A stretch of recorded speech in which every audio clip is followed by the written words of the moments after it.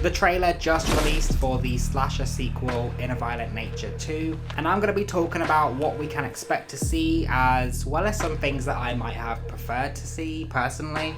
We don't have a release date confirmed just yet, but based on having the trailer come out this week, I think it's pretty safe to assume we could see this movie be released later this year. And the plot of this movie will follow our returning villain Johnny as he makes his way to a summer camp. And there he crosses paths with a young outcast camper who is forced to spend the night with his counselor sister and her friends at their annual end of season party.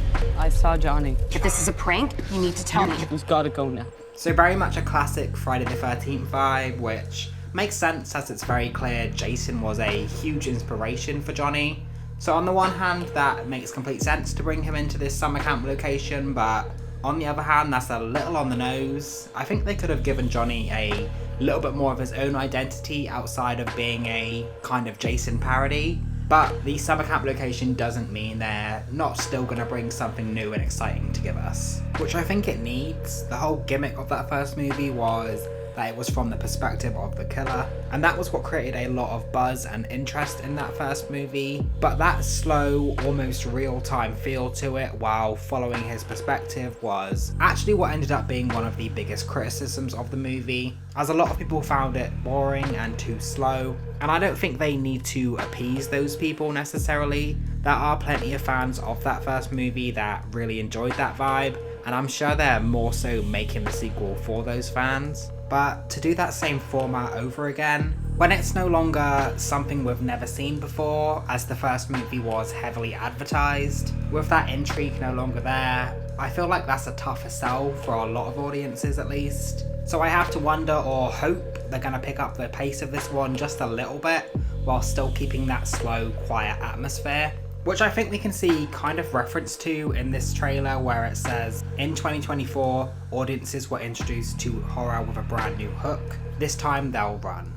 I think that could be them hinting to us that this sequel won't be quite as much of a slow burn. One thing we can be certain they're going to be pushing is the crazy over-the-top kills. Some of what people responded to most in the first movie was those brutal death scenes. One of them in particular, I mean, that yoga scene has gone down in history now. And we know we can expect to see some more creative kills like that, based off this interview with returning makeup artist Stephen Kostanski. But yeah, a lot of us worked on getting that one specific gag to where it needed to be, and I love that it's become iconic, and having just come off the second movie, I can confidently say that we're one-upping that kill probably a few times. So yeah.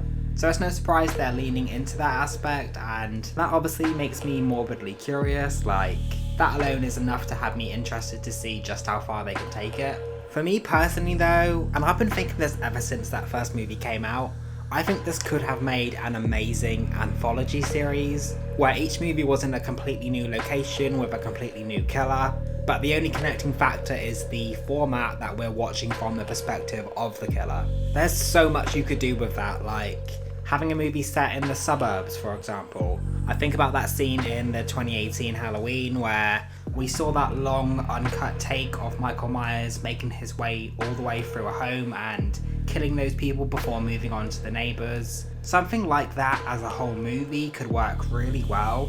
Having this slow, silent killer work their way through an entire street of people as you kind of peep into their lives and piece together little neighbourhood dramas going on as they're killed off one by one. Or on the flip side of that, having a movie set in the city, for example, seeing a killer lurking in the shadows of alleyways and what they're able to get away with all the noise and commotion going on around them. I'm going on a bit of a tangent now, but I just can't shake that idea of taking this format and making it into an anthology. I think that could be so exciting to see and could really make this into an entire franchise because the possibilities are endless. And I guess there's no reason they can't do something like that as well, as a spin-off perhaps. And don't get me wrong, I'm definitely not opposed to seeing Johnny being expanded on in this sequel because he is a cool villain, so I get why they would maybe want to try and establish him as a new horror icon. I just don't know if that's enough to continue into a series. And I'm not usually one to complain about unnecessary sequels, at least not to the degree that other people do. I'm usually always down for it, but it's just hard for me to imagine how they're going to keep it interesting by doing the same thing again. A super slow burn, following the perspective of the same killer in a very similar location, basically just with a new batch of characters for him to kill. I really hope there's something else they bring to make this sequel feel worthwhile. But saying that, I am still interested. I'd love to be proven wrong, and we don't know many details about this sequel just yet, so they might have plenty of surprises up their sleeve. I hope so. I'm a casual fan of that first movie and a defender of its slow, atmospheric style, which I know a lot of people were turned off by that, so I'm cautiously intrigued, I'll say. But let me know what you hope to see in this sequel to In a Violent Nature. Subscribe for more horror movie content, and thank you for watching.